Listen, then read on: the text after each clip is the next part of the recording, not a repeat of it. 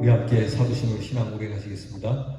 전능하사 천지를 만드신 하나님 아버지를 내가 믿사오며 그 외아들 우리 주 예수 그리스도를 믿사오니 이는 성령으로 잉태하사 동정녀 마리아에게 나시고 본디오 빌라도에게 고난을 받으사 십자가에 못 박혀 죽으시고 장사한 지 사흘 만에 죽은 자 가운데서 다시 살아나시며 하늘에 오르사 전능하신 하나님 우편에 앉아 계시다가 저리로서 사한 자와 죽은 자를 심판하러 오시리라.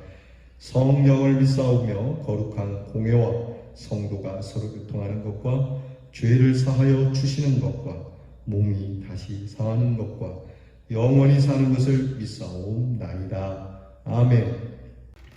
찬송가 425장을 보겠습니다. 주님의 뜻을 이루소서.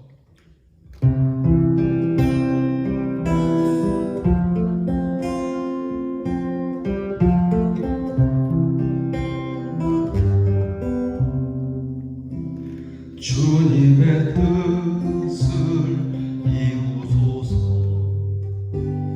고요한 중에 기다리니 지흙과 같은 날 믿으사 눈보다 희게 하옵소서. 주님의 뜻을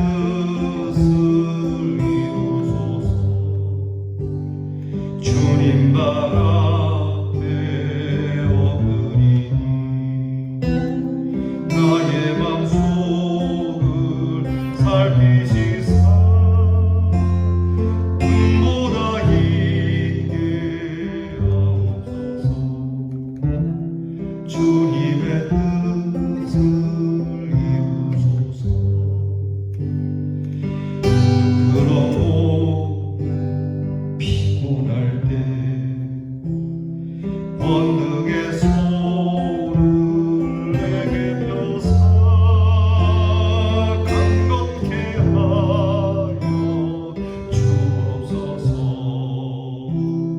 주님의 뜻을 이루소서.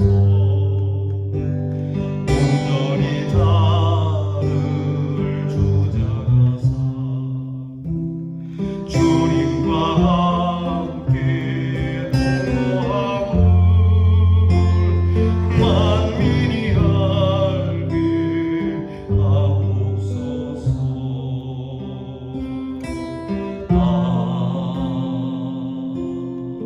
아멘. 기도합시다. 하나님 감사합니다.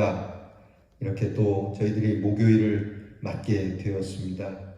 하나님, 지루한 장마로 인하여 여러 가지로 힘들고 어려우며 수해를 당한 우리의 사랑하는 형제와 자매들도 있습니다. 하나님, 나라 곳곳뿐만이 아니라 전 세계적으로 이 비 피해로 인하여 심히 고통 중에 있는 사람들도 있습니다. 하나님, 이렇게 인간은 참 연약하고 보잘것없음을 고백하지 않을 수가 없습니다. 저들을 불쌍히 여겨 주시옵시고 하나님, 저들이 복구할 수 있도록 힘을 주시고 용기를 주시며 하나님이 주시는 귀한 은혜로 다시 일어설 수 있도록 해 주시되, 특별히 이 수해 지역에 있는 모든 교회를 통하여 힘과 용기를 얻으며 교회의 성도들이 복구되게 하여 주시기를 기도하옵고 원하옵나이다. 코로나 질병으로 인하여 많이 힘들어하고 어렵습니다. 생각해보면 이보다 더 어렵고 힘든 때도 있었는데 주여, 우리가 그동안 하나님이 주시는 풍성함 가운데 주님을 잊어버리고 우리의 신앙이 잠자는 것도 모르고 살아온 것은 아닌지 되돌아보게 하시고 적당히 믿는 것이 아니라 정말 우리가 이 코로나가 떠나기를 간절히 바라는 마음으로 우리의 믿음 또한 뜨거워지기를 간절히 바라는 마음이 되게 하여 주시옵소서. 이 질병을 거두어 주시고 하나님께서 우리의 생활을 다시 회복시켜 주시면 하나님 우리가 깨달은 마음으로 주 앞에 서서 주의 온전케 하시고 치유케 주신 은혜를 노래하며 살아가는 귀한 날을 허락해 주시옵소서. 오늘도 사랑하는 성도들의 가정의 형편과 또 연약하고 부족한 것을 주님께서 채워주시고 병들어 몸이 약할 때에 주님께서 오른손을 내미셔서 치료하여 주시어서 주께서는 우리를 치료하시는 하나님이라 말씀하셨으니 온 몸과 마음과 영이 온 사지 백체가 주님께서 주시는 치료의 광선으로 깨끗해지는 역사 또한 일어나게 하시며 침륜에 빠져 살아갈 힘과 용기를 잃은 우리의 성도들에게 하나님 살아갈 이유와 그리고 살아갈 수 있는 용기를 북돋워 주시옵소서. 하나님 가정에 필요한 것들 우리가 기도하기 전에 우리의 길을 아시고 예비하시는 하나님이시니 구하지 아니한 것까지도 채워주시는 하나님의 은혜를 누리며 살아가게 하시고 항상 우리가 하나님의 영광을 위하여 하나님의 뜻을 먼저 구할 줄 아는 믿음으로 살아가게 해 주시옵소서. 오늘도 우리의 이웃을 살피고 우리의 사랑하는 이들을 살펴 저들에게 힘을 주고 용기를 주고 저들에게 하나님의 능력을 나눠줄 수 있는 또한 믿음의 사람들이 되게 해 주옵소서. 우리의 자녀들을 위하여 매일같이 기도합니다. 우리의 사랑하는 성도들을 위하여 기도합니다. 하나님께서 지혜와 총명을 주시고 시험을 준비하는 자녀들 또한 직장을 준비하는 자녀들에게 좋은 결과를 허락해 주시며 군무로 수고하는 자녀들에게 안전과 평안을 더하여 주시옵시고 멀리 해외와 객지에 나가 있는 우리의 귀한 자녀들을 돌아보사 평탄케 하여 주시옵소서.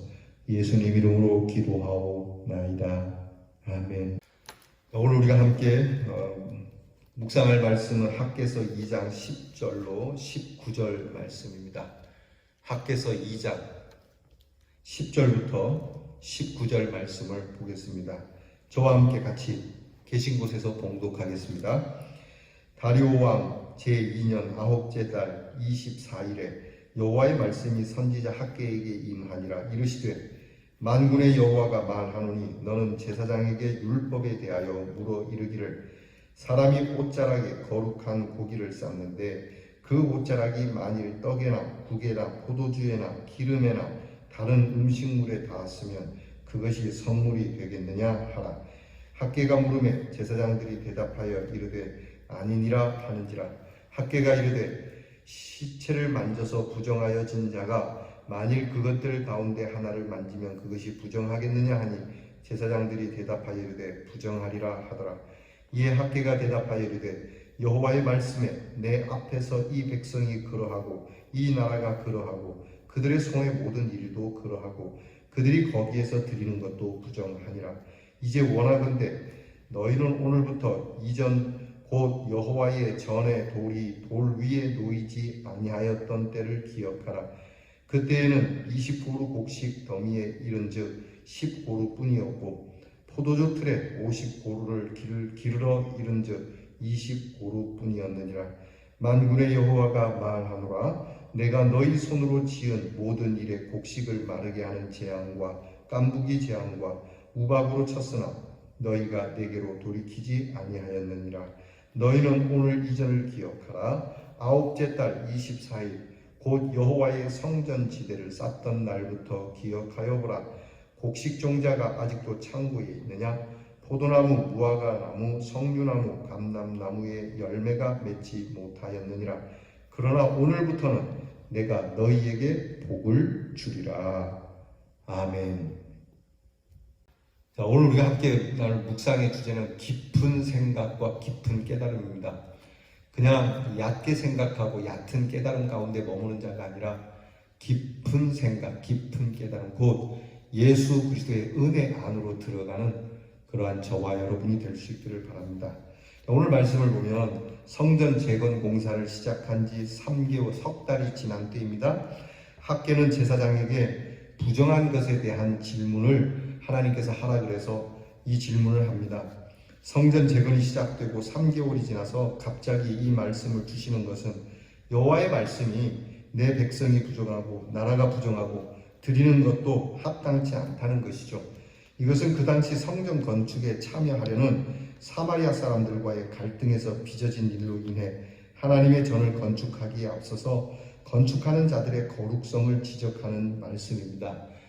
이 성전 건축하는 이 사업, 사실 국책 사업이지 않습니까? 큰 국가의 사업인데 사마리아 사람들 특히 이 일에 대해서 충분히 이전에 성전 건축을 재건할 수 있었던 사람들이었어요. 사마리아 사람들이. 그런데도 불구하고 손 놓고 있다가 이제 귀국한 스룹바벨과 여러 사람들로 인해서 시작하려고 하는 이 사업에 손을 넣으려고 했던 거예요. 그러니까 흔한 말로 숟가락 하나를 더 집어넣으려고 했던 일이죠. 근데 여기에 대해서 하나님께서 반대를 하시는 거예요. 야, 그것은 옳지 않다. 우상을 섬기던 일, 그리고 하나님을 믿는 믿음이 없이 어떻게 이 성전을 건축하냐. 여러분, 우리가 교회에 예배를 드릴 때 그런 겁니다. 예배의 제단을 쌓을 때 예수 그리스도에 대한 은혜의 마음 없이, 주님은 나의 구주라는 고백 없이 예배를 드릴 수는 없다는 얘기입니다. 예배에 참여할 수는 있죠. 그러나 그 예배에 택한 자들로 설 수는 없다는 얘기입니다. 주님이 말씀하지 않습니까? 왕이 잔치를 베풀고 이 잔치에 참여할 자들을 다 불러 모으죠. 청한 사람들이 오지 않습니다. 그래서 밖에 나가서 아무라도 다 청해서 데리고 옵니다. 데리고 와서 왕의 자리에 참여했을 때 그 왕이 하는 말씀이 있죠.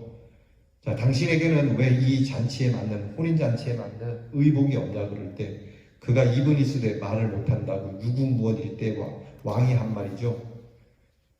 바깥에 내어 던지라. 그리고 나서 예수님이 이 이야기의 결론을 내리지 않습니까? 청함받은 사람은 많지만 택함받은 사람은 많지 않다. 그러니까 하나님의 거룩한 일에 아무나 할 수 있는 게 아니에요. 여러분, 우리가 교회에서 하는 일이 좋아 보이죠? 그런 것이 있어요. 부담되기도 하지만 참 좋아 보이고 함께 동참하고 싶은 마음이 있지만 그렇다고 막 동참해서는 안 돼요. 제가 여러분들을 분별해내기는 어렵습니다.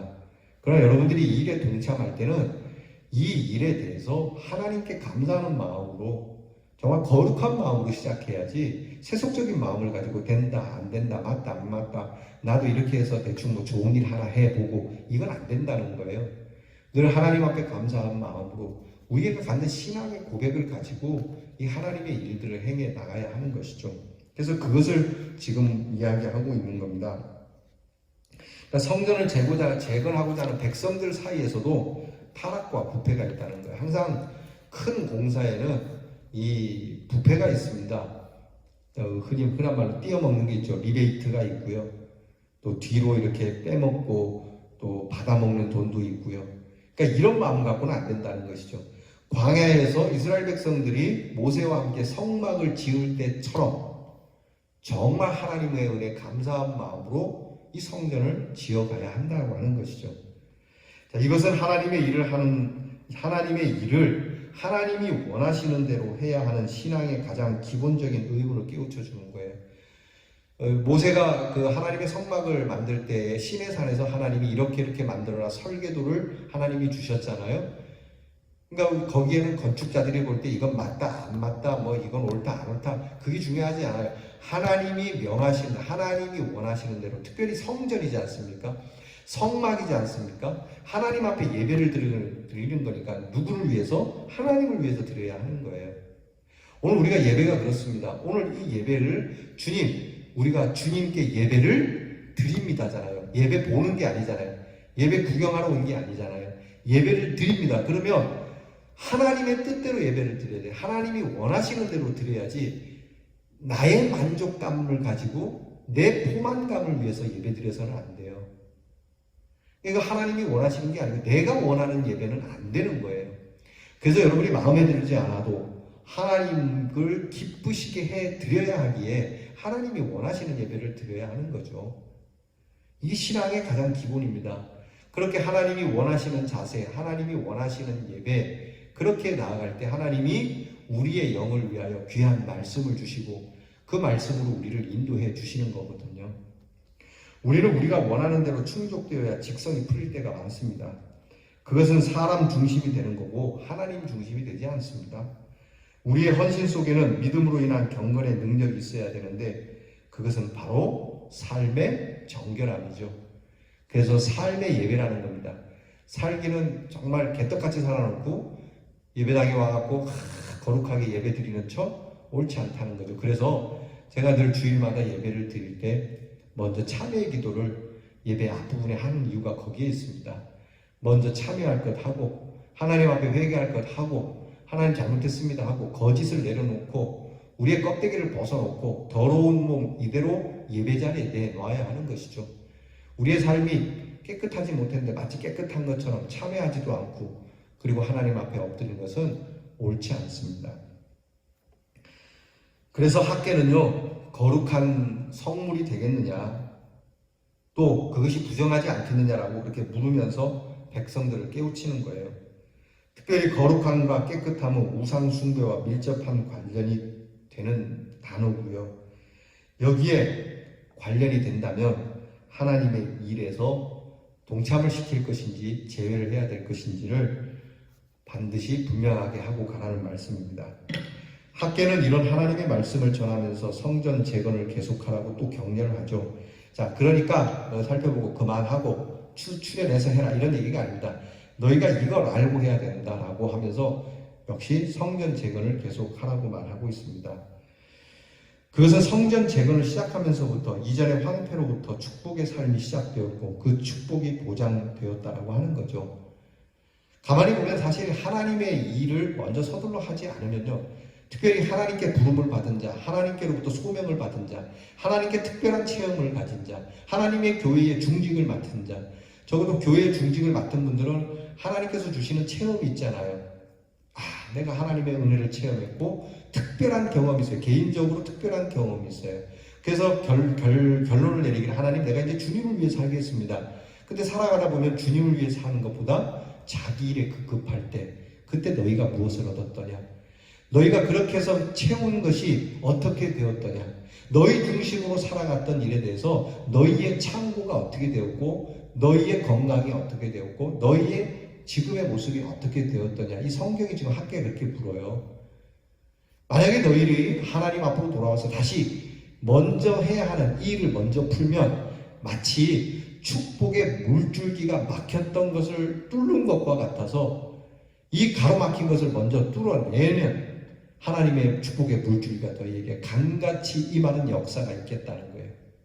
혹시 이 말씀을 듣는 분들 가운데 내 삶이 좀 더 영광스러운 자리, 뭔가 답답하고 뭔가 우울하고 뭔가 앞으로 나가지 못하고 풍성함으로 채워지지 않는 의구점이 있어서 하나님 앞에 간절한 마음으로 기도하는 분이 계시다면 오늘 하나님 앞에서 내가 하나님의 일 가운데 정말 내가 내 눈에 보이는 그리고 내 마음에 깨달아지는 하나님의 일 중에 어떤 것을 서둘러 해야 할까 한번 결정해서 하나님 앞에 엎드려서 그 일부터 해 보시기 바랍니다. 그러면 하나님께서 여러분에게 흡족한 은혜를 주시리라 믿습니다. 이 누구의 말입니까? 하나님의 말입니다. 그래서 학계가 거듭거듭 말합니다. 이게 내 말 아니다. 여호와의 말이니라. 여호와의 말이니라. 여호와의 은도 내 것이니라. 금도 내 여호와의 말이니라. 이전 영광이 아들 영광보다 크지 못하리라. 여호와의 말이니라. 내가 너희에게 복을 주리라. 여호와의 말이니라. 백목사의 말이 아닙니다. 하나님의 말입니다. 마치 기복적인 신앙처럼 들릴지 모르겠습니다. 그러나 결코 기복적인 걸 얘기하는 게 아닙니다. 삶의 우선순위를 얘기하는 것이죠.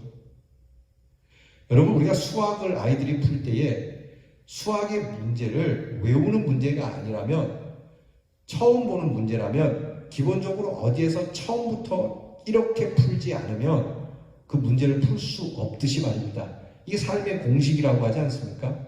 우리의 삶의 공식에 먼저 풀어져야 할 것이 필요한데 하나님 오늘 내 삶이 기가 막힌 것이 어디서부터 됐습니까? 그러면 오늘 말씀에 빗대어 내가 하나님의 일을 먼저 앞세워서 이거는 내가 분명히 하겠습니다. 여러분 그렇게 시작을 한번 해보시죠. 그래서 오늘 말씀에 보면 너희가 한번 추억해보라. 옛날에 어땠는지 그리고 그렇게 살아온 너희들의 지금 형편이 어떤지 한번 살펴보라. 왜 그렇게 됐겠느냐 이 모습이. 그것은 너희가 하나님 앞에서 해야 할 일을 먼저 하지 않았기 때문에 단추가 잘못 채워진 것이라고 말하는 겁니다. 우리는 하나님의 축복을 원하죠. 이 하나님의 축복은요 깊은 성찰과 깨달음으로부터 주어지게 됩니다.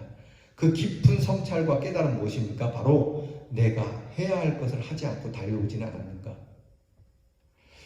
전에 제가 주일 예배에 그런 예화를 한번 말씀드린 적이 있죠. 실제로 큰 대형 교회에 있었던 일입니다. 어느 사업하시는 분이 교회를 나왔어요. 이분이 교회를 나온 이유는 그 교회에 친구가 있기 때문인데, 이 친구하고는 막역한 사이입니다. 이 친구하고 한 30년 전부터 사업을 시작을 했는데, 이 친구는 이 사업을 하고 저 친구는 저 사업을 했어요. 근데 똑같이 사업을 하면서 이 친구는 늘 교회에 주일마다 그 일을 내려놓고 교회에 와서 예배를 드리며 신앙생활을 했어요. 그런데 다른 친구는 주일도 일해야지 지금 상황에 뭐 놀고 예배 드릴 시간이 어딨냐, 그리고 그냥 주일도 없이 열심히 일하면서 살아왔어요. 근데 어느 날 이 친구하고 같이 이제 차를 마시면서 이야기하는 중에 가만히 보니까 억울하더래요. 이 교회 안 다니는 친구가. 왜냐하면 자기는 주일도 없이 쉬지 않고 달려왔는데, 주일 쉬면서 예배드리면서 살아온 이 친구하고 별반 다를 것이 없더라는 거예요. 그러니까 그 30년 동안 힘겹게 살아왔지만 오히려 이 친구는 매주 쉬면서 살아온 그날을 얻었지만 자기는 쉼도 없는 날을 살아왔으니까 손해를 본 거라고 생각이 들더라는 거예요. 비슷비슷한데, 그러면서 이제 깨달음이 온 거예요. 깊은 깨달음이 왔어요. 아, 내가 이렇게 살아서는 안 되겠다. 뭐 이렇게 저렇게 비슷한데 굳이 남은 인생도 그렇게 살 필요가 없다 생각해서 앞으로는 내가 손해보지 않으려고 교회에 나왔습니다. 그리고 그 친구를 따라 나왔다 그래요. 그리고 그분이 나중에 한 10년 지나서 그 교회 장로님이 됩니다. 여러분, 이게 어디서 옵니까? 깨달음에서 오는 거잖아요. 그런 걸 깨달아야 하는 것이죠. 그 깨달음은 나와 하나님과의 관계가 세상적 관계가 아니고요, 하나님을 기쁘시게 할 수 있는 경건한 믿음으로 가능케 하는 관계여야 해요.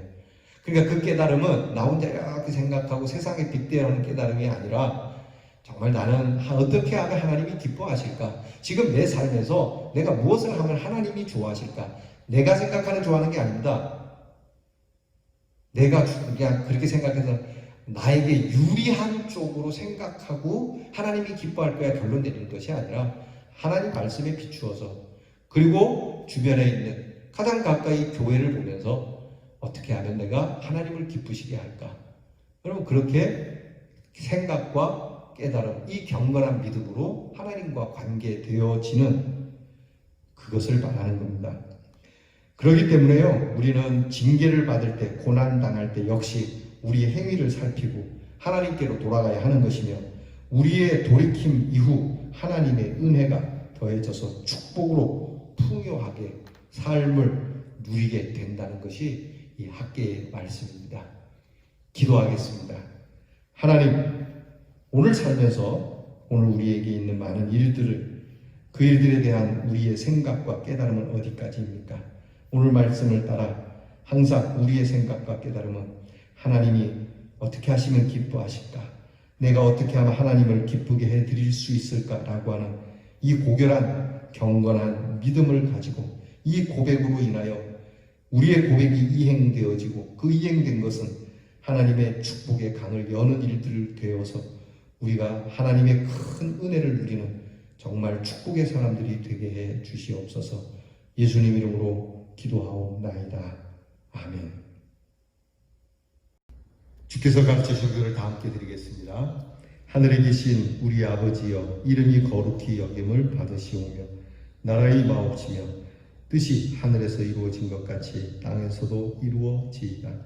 오늘날 우리에게 용할 양식을 주옵시고, 우리가 우리에게 죄 지은 자를 사하여 준 것 같이 우리 죄를 사하여 주옵시고, 우리를 시험에 들게 하지 마옵시고 다만 악에서 구하옵소서. 대개 나라와 권세와 영광이 아버지께 영원히 있사옵나이다.